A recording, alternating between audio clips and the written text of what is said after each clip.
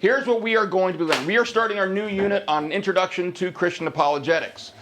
The first part of that is going to be teaching you to think logically. One of the biggest problems in the world today is people tend to draw their conclusions emotionally, and they say some of the most ridiculously foolish things that are completely indefensible.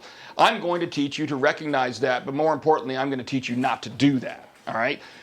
This is very summary. This is like the most basic introduction, because I'm not trying to get you to learn everything there is to know about symbolic logic.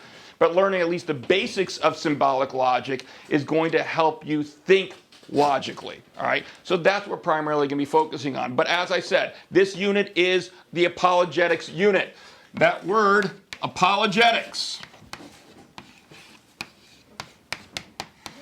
does not mean to apologize. It does not mean I go around saying I'm sorry all the time, okay? What I would like to do is let's talk about what this means so we know what we're going to be learning. And this word actually comes from a particular scripture. And that scripture is 1 Peter 3:15. Mr. Could you please open up to 1 Peter 3:15? 1 Peter 3:15. Mr. Please read for us. But in your hearts set apart Christ as Lord. Always be prepared to give an answer to everyone who asks you to give you the reason for the hope that you have. You do this with a gentleness and respect. Always be prepared to give an answer to everyone who asks you for the reason for the hope that you have, but do this with gentleness and respect. Yes, I could recite that from heart. Why? That is the apologist verse. That is the entire mission of a Christian apologist, all right? Always be prepared to give an answer. So we're answering people's questions about the Christian faith, but do this with, what were those last words? Gentleness and respect. Gentleness and respect. You have to keep that in mind when you're doing this if you're going to be defending the Christian faith. Now that word, answer, remember, always be prepared to give an answer, in Greek is apologia. A-P-O-L-O-G-I-A. Again, you were supposed to be taking notes in the third section of your notebook. If it's important enough for me to write on the board, it's probably important enough for you to write down in your notebook. And, write down 1 Peter. Well, you should know that it comes from 1 Peter 3:15, and that word that is translated answer in 1 Peter 3:15 is the word apologia. And that is from that word, apologia, that we get the word apologetics or apologists, all right? That's what it means to be an apologist. That's what it means to do apologetics, to give answers, all right? To answer people's questions. I am a Christian apologist, graduated with honors from Luther Rice Seminary with a Master of Arts in Apologetics. So now let's talk about logic. Why am I teaching you logic? Because apologetics, a large part of it, is dealing with logical arguments. What we're specifically going to be talking about is we're going to be talking about arguments for the existence of God right now. And then actually when we get into closer to Easter, we're going to be talking about arguments for the resurrection of Jesus Christ. All right, for the fact that that is a real historical event. We've actually already talked about in this class one apologetic argument for the existence of God in a previous unit. Does anyone remember what it is? Yes? Is that there's many different sources that are not Christian that like say that Jesus. No, that's not the one I'm thinking of. But we did talk about a lot of what we saw in God's Not Dead 2 had apologetic content in it. I'm going back even further, older than that. You actually were tested on it. Yes. The Kalam cosmological argument. Exactly. Anything that begins to exist has a cause. The universe began to exist. Therefore, the universe has a cause. We will touch on that a little bit more. But what we're learning today and Tuesday is how to construct those arguments and how to evaluate arguments like that. All right?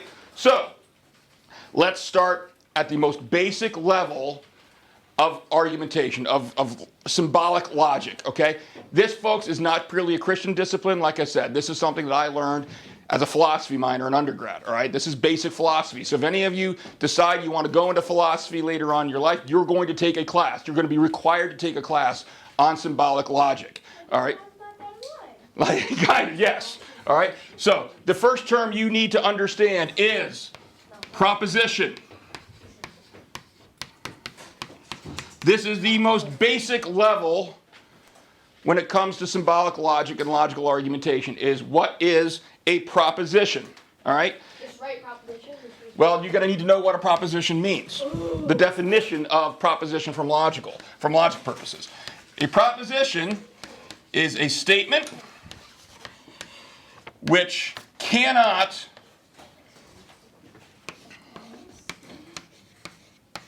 be broken down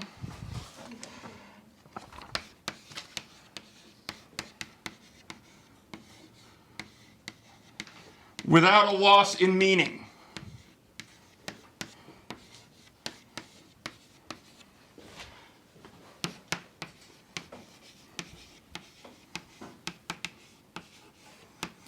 A statement which cannot be broken down without a loss in meaning.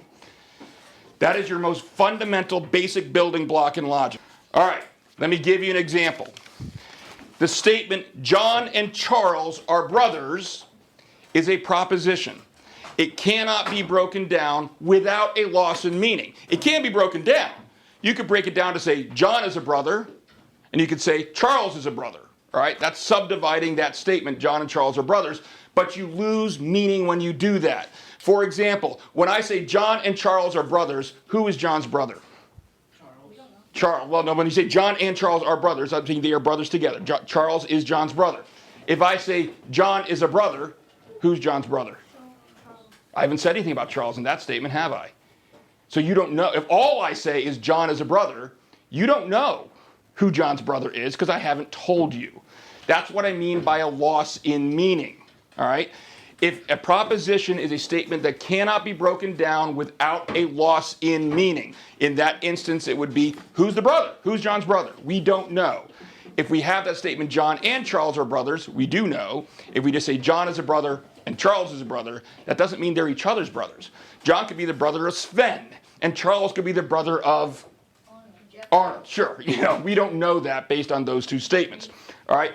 If I were to say, however, John and Charles work hard, could you break that statement down without losing meaning about each individual person mentioned? How would you break down that statement? If I say John and Charles work hard, yeah. John works hard. Okay. And what would be the other part? How else would you break it down? And who else? And Charles works hard. All right. Have you lost any meaning about John between those two statements? John and Charles work hard versus John works hard. No, you haven't. All right. Exactly. So you see how the first statement we lose meaning if we break it down. The second statement we don't lose meaning if we break it down into two subparts. All right. It's still saying the same thing. It's conveying all the same amount of information. That's how you know what a proposition is. All right. Now, in symbolic logic, the point of symbolic logic is to break down all these rules in symbols so that we don't get bogged down with the specific content. Too many times we have emotional attachments to the specific content, and it prevents us, we kind of start concluding what we want to be true instead of what actually is true logically. That's why what we do is when you have an argument you're evaluating, if you break it down into these symbols, then you get rid of all that emotional attachment you have to the specific content of what's being argued about. And you can just follow the symbols to see what you can reasonably and logically conclude. All right? So, when it comes to propositions, the way we do this in symbolic logic, if we are talking about a specific proposition like John works hard, all right, we do that with capital letters. So if John works hard, I might symbolize as a capital A, all right? Charles works hard. I would symbolize that as a capital B, all right? If, however, and you'll see how this works as we work through the class, all right? If, however, we are just discussing the rules in general, we're not talking about a specific statement, all right, then we use lowercase letters. And you'll see how that plays out as we go through today. I'll have some examples of that. All right. Do we understand what a proposition is? All right. Erasing.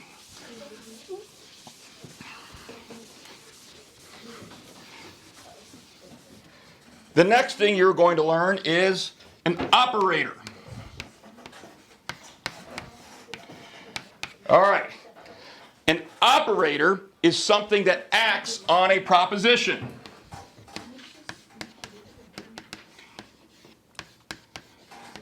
I can hear the talking.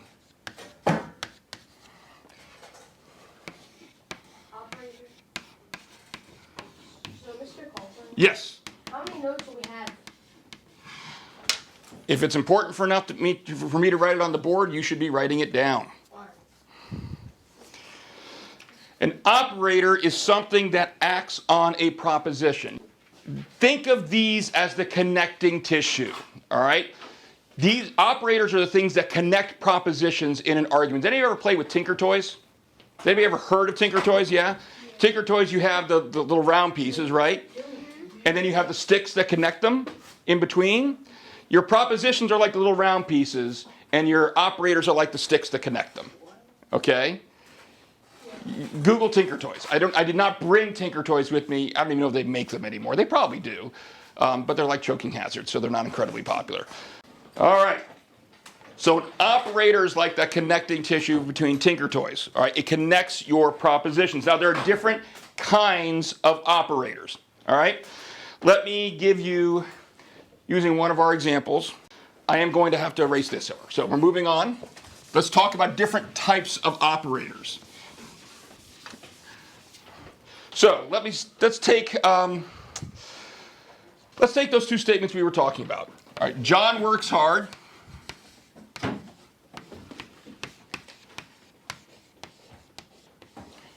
And Charles works hard.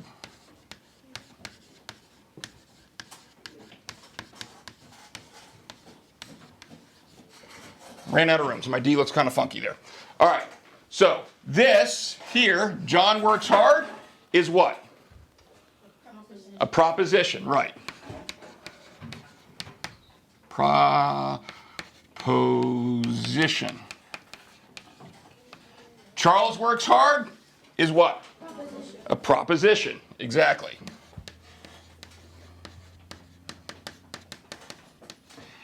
And is what? Nothing. An operator. Right, this is an operator. In your logical sentence, it connects your two propositions, all right? And tells us that we're saying both of these things are true, all right? Now, I don't get this. what don't you get? I'm sorry, I didn't even see who said that. How it's like written. Okay, well, we talked about a proposition is something that can't be broken down without losing meaning, right? And so John works hard, we can't break that down any further. So that is a proposition. Charles works hard, can't be broken down any further. It is a proposition. Anything that connects two or more propositions is an operator. We will talk about different types of operators as we work through here, all right? But an and operator, we'll get to more specifically what that means and how that works in logical terms, is something that basically means both of these propositions are true. That's what we're asserting. That it is true that John works hard and that Charles works hard. We'll get to something called truth tables in a little bit that'll help you see more how this works out. Yes? Are operators just conjunction? Conjunction is one type of operator. We'll see some other ones in a minute. Okay? Now, remember, in symbolic logic, what we want to do is we want to get rid of all the emotional content and break it down just so we can see just the logic. Let's say you don't like John very much. All right? So you have a hard time believing that John works hard. Well, your emotions are going to get in the way of you analyzing the logic of an argument about John.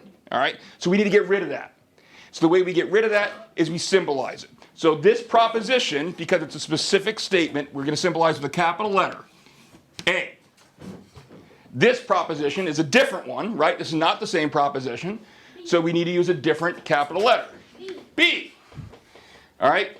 Now, different types of operators we symbolize with different symbols. The and, all right, you do with a dot.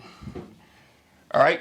So if you see A dot B, that means proposition A and proposition B are both true. This is what we call conjunction. In other words, the and. The logical term for that and operator is a conjunction. Conjunction, junction, what's your function? Yeah, exactly, thank you. All right, and what conjunction means as an operator is that both propositions are true.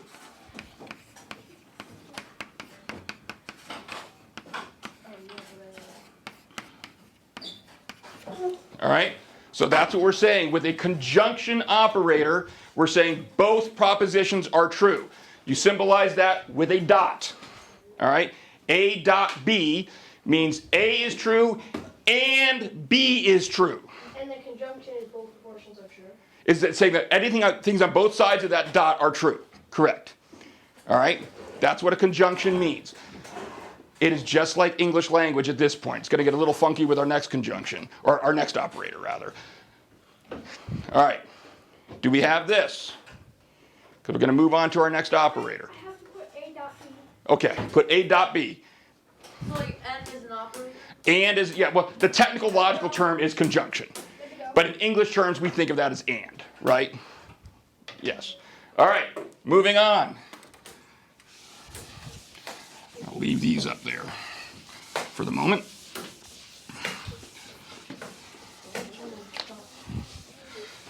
All right.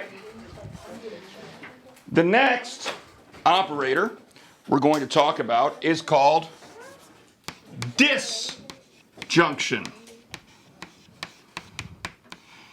So we talked about conjunction, which is like and. Disjunction. Anybody want to take a guess what word I should put in there? Or, exactly. Or. Now, here's where it gets a bit confusing.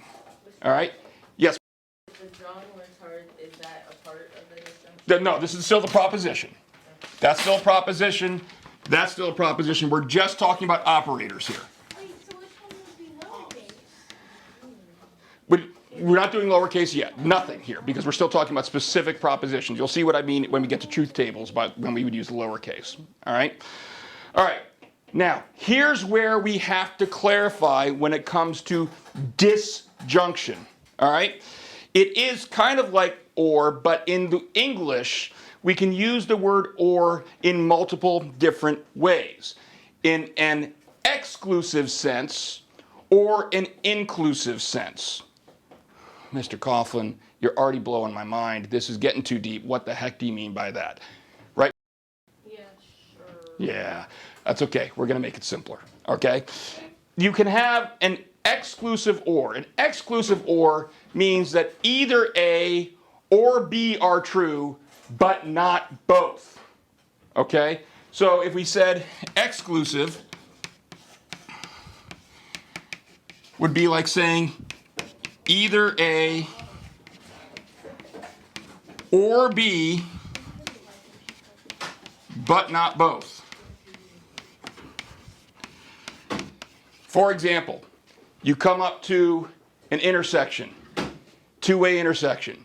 You can turn either to the left or to the right.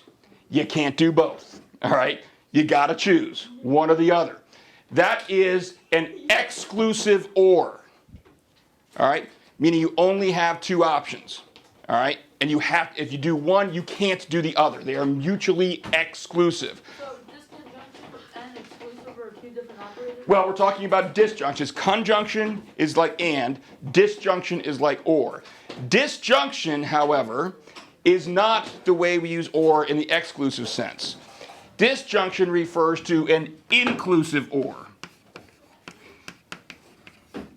Does anyone want to take a guess? If exclusive or means either A or B but not both, what do you think inclusive or means?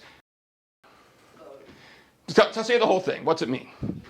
A and B can be both. It can be both, right? Yeah. Did you want? No. Either A or B or both.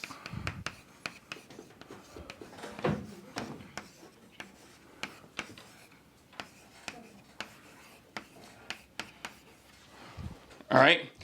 For instance,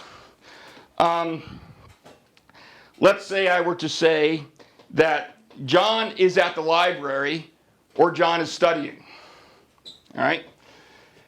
If I say John is at the library or John is studying, could John be at the library and not studying? Yes. Yes. Could John be studying and not at the library? Yeah. Could John be at the library and be studying?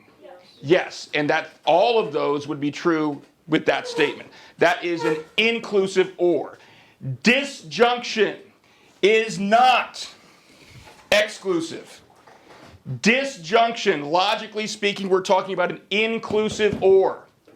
All right? And the way we symbolize that is with what's called a caret. See, but A, and it's kind of like a small letter V, B. All right?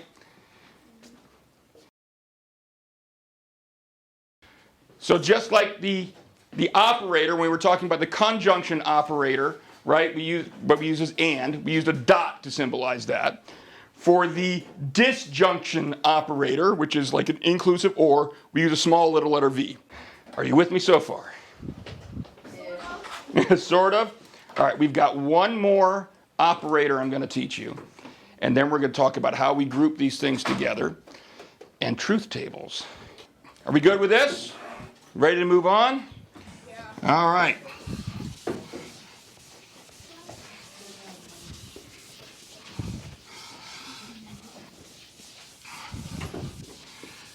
See if you can figure out what this one is based solely on the name. The name is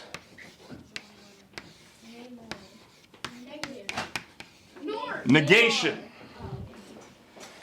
What do you think this operator refers to? Nor or not, something that is not true. All right? All right. Again, an operator is something that attaches to or modifies a proposition. So it doesn't necessarily need to be something that combines two propositions. Obviously, our conjunction and our disjunction combined two propositions. A negation you can apply just to a single proposition. Okay? It basically means something is not true. All right? If I were to say, John did not go to the library,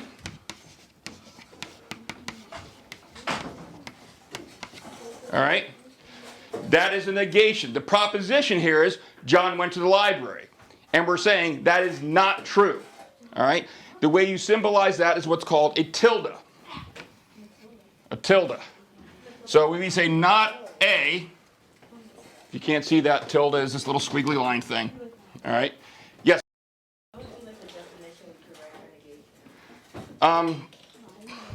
Sure. You want a definition? Stating That's another operator or negative? another operator. A proposition is not true.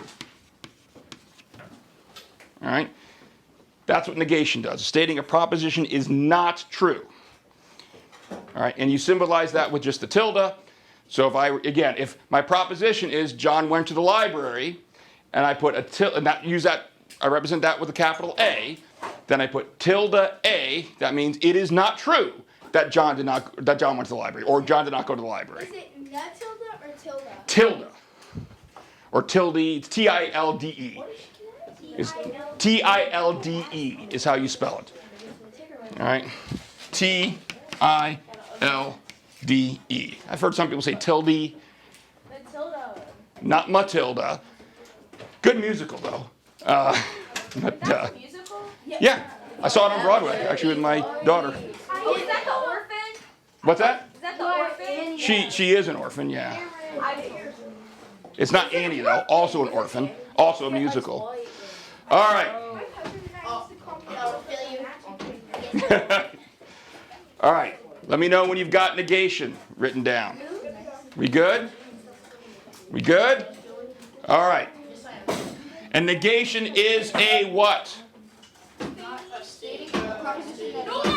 Yeah, but I'm sorry. Between proposition and operator. Negation is a operator. That's right. All right. Anybody want to major in philosophy yet? I love this stuff. Look, how many of you are in Algebra 1, not Algebra 1A, but Algebra 1 right now? All right. If you take geometry next year, a lot of what we are covering in this logic unit, the terminology is different, all right? And obviously you're talking about mathematical figures as opposed to statements. But the logic behind it is the same. Have you ever heard of doing geometric proofs? Same kind of thing. So a lot of what you're learning here is actually going to help you in geometry. And those of you that aren't taking geometry next year, guess what? You're still going to have to take it eventually. All right? So some people love geometry because this comes very easily to them. Some people hate geometry because this does not come easily to them. This is called grouping propositions. Let's talk about grouping propositions. Let's say that I want to negate this statement. First of all, what does this mean? Both propositions are true. If we said this in English, basic English, we would say A and B, right? Let's say I want to deny that statement. Say that entire statement is false. How could I? Well, I could do that a couple different ways, but tell me if this looks familiar from math at all. You can group them just like in math by drawing a parenthesis around them, and now anything I put out here applies to the entire statement. So if I put this outside, that's the tilde, which means not. It's not true. That's a negation, right? So this is saying it is not that A and B total is not true. Oh, now let's see if we can really remember our math. Let's say I want to get rid of that parentheses. How do I do it? Do it for me. What should I write? Multiply you're going to have to give the tilde to A and B. So I go tilde A and tilde B. Who's your math teacher? She's going to be so proud of you. Yes, exactly. It's the same as you do in math. All right? The same as you do in math. I hate to break this to you, math is logic. Math is life. Math is life. Math is logic. So the reasoning is going to carry over. The terminology is different, some of the symbols are different, but the reasoning is the same. All right? If I wanted to group my A and B proposition and deny the entire thing, I could put parentheses around them with a tilde on the outside. If I wanted to break that apart, I could do exactly what I said. You just apply your tilde to each one, basically. Not A and not B. These two statements are equivalent. Those are saying the same thing. You could write it either way. All right? Are we good there? Yes. All right. We are going to move on to truth tables. Woohoo! Can I get a woot woot? Wow. Look, you know what? I did this for an entire semester. You're only doing it for two 50-minute classes, all right? Yes, we're going to continue talking about symbolic logic on Monday, or Tuesday rather, where we're going to be going into logical fallacies. All right. So let's talk about truth tables.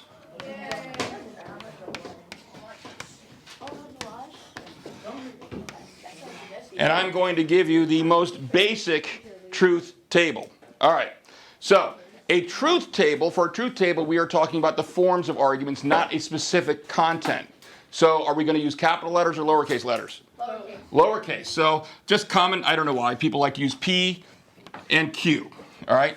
So P and Q just represent any propositions, whereas A and B represent specific propositions. You know, we use capital A to mean what he's going to the library, and capital B to mean he's studying.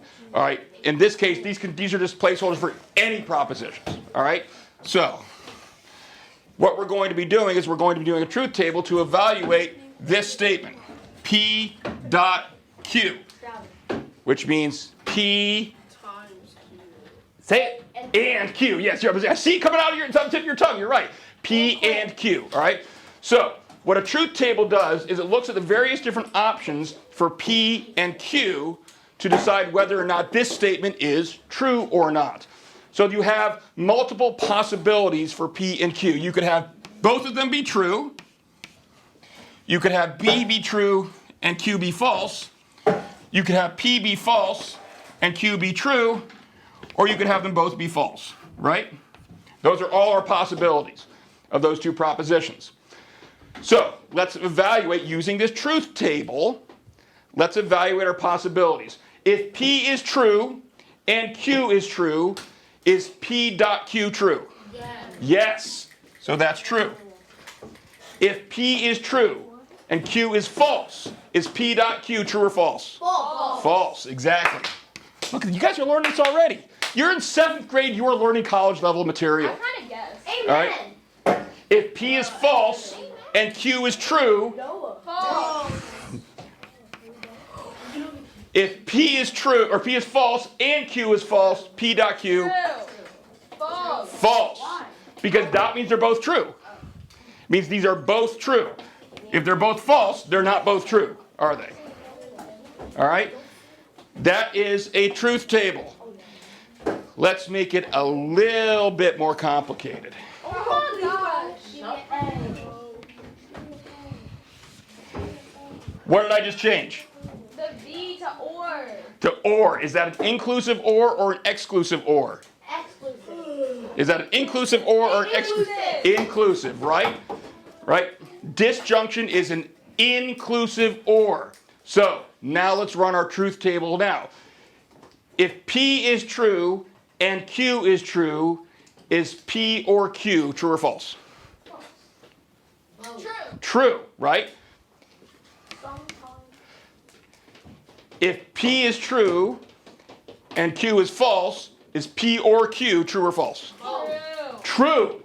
Remember, all that needs to be true is for one or the other or both to be true. All right? If P is false, but Q is true, True. exactly. And then false. Yes, if they're both false, then this is false. That is the only way for this statement to be false, because it's inclusive. If it was, I'm sorry? Yeah, if they're right. If they're both true, because this is an inclusive or, this is a true statement. All right? It's only if they're both false that it is not a true statement. All right? How we doing? Good. Is class over? All right, we have 2 minutes left. Does it look like now we have 1 minute left? Yay! All right.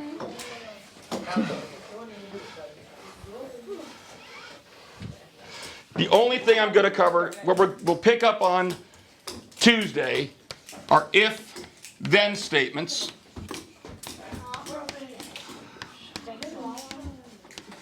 Or what are called, in logical terms, conditionals. So a definition for a conditional is an if-then statement, okay? If X is true, then Y is true. If I have no money in my bank account, then I can't afford my groceries. If you don't study for my test, then you will get a failing grade. Just to pill one out, yeah, okay? If you don't take notes in this class, then you will not succeed on the test, all right?